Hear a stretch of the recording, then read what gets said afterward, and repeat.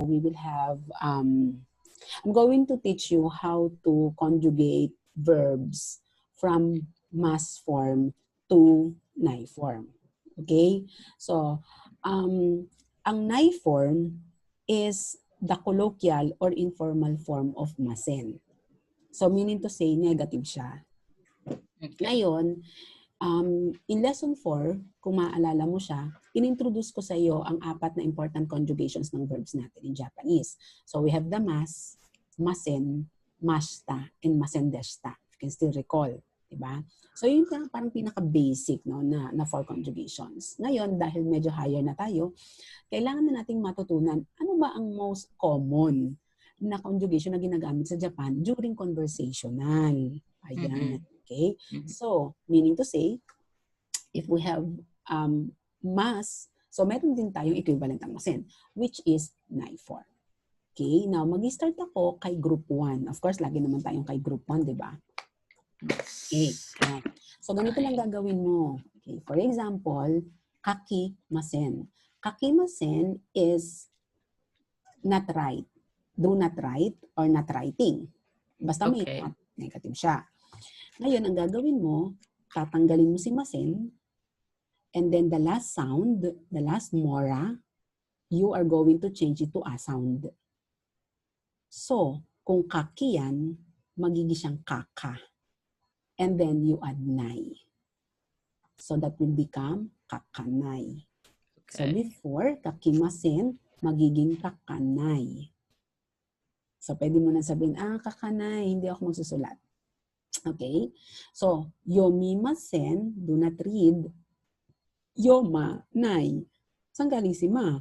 Yung mi, gagawin mong a sound. Yoma, nai. Okay, I hope you understand. Okay, sige. Okay. From number 3, from the third one, you read from the polite form. Go. Okay. Medyo malaki yung screen talents, hindi ko siya makbasa yung buong. But yung dalawang column.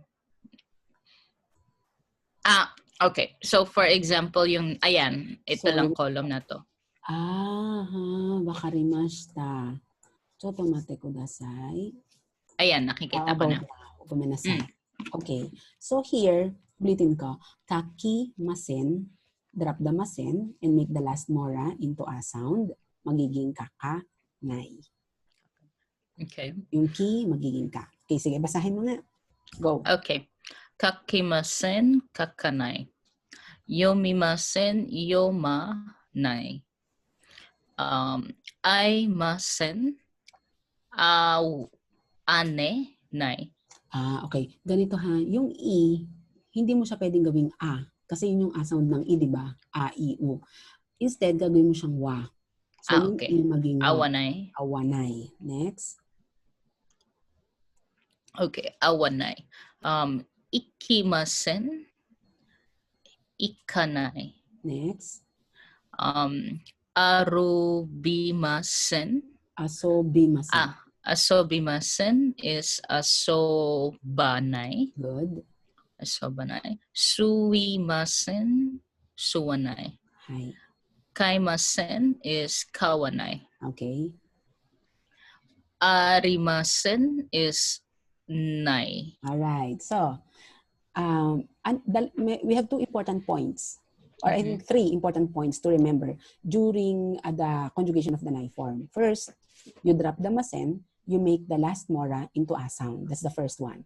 The second one, if it ends in e, the a sound will be wa. Like for example, so imasen, so wanai. And number 3, the verb arimasen or wala ay nai form lang. Hindi siya aranay. Pero okay. Okay, so that's the 3 main points that we need to consider whenever we conjugate nai form from group 1. Okay, desu ka? Okay.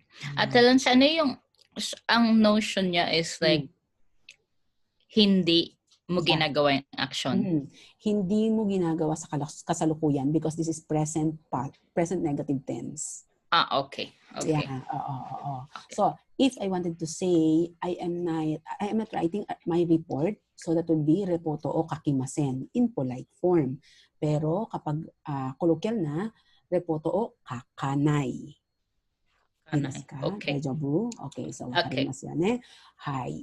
Ja, kumaga parang ginawa ko na i-conjugate na siya from the masen portion. Kasi pagdating natin sa lesson 20, breakdown na kasi lahat yun ng plain form. Ha? Kasi itong nai form, plain form na yan.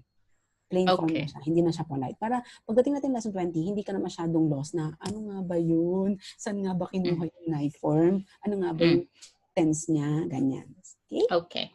Yun po yung gusto kong maintindihan mo, ha?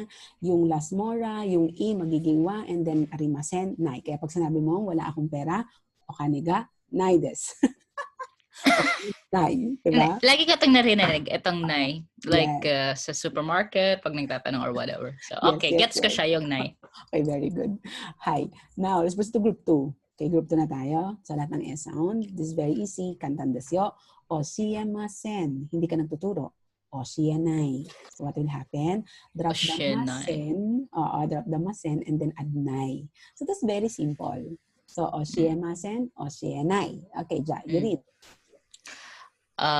Tabemasen, tabenai. Dekimasen, dekinai.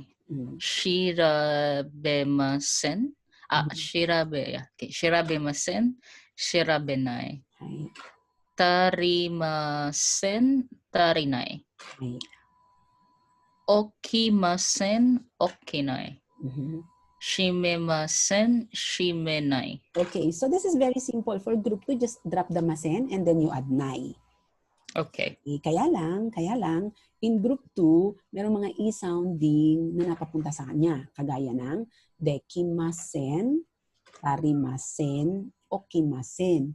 Ito ay mga tokubetsu, special verbs natin na e-sounding pero they belong to group 2. And remember, before you conjugate a specific verb, make sure na alam mo ang category niya. Make sure you know the grouping first. Kasi from there, doon mo i-apply ang rulings per group. Naintindihan? Okay. Okay. Diyan, let's go to group 3. Okay, group 3. Oh my God, sorry, ang pangit ng aking PowerPoint. Anong nangyari?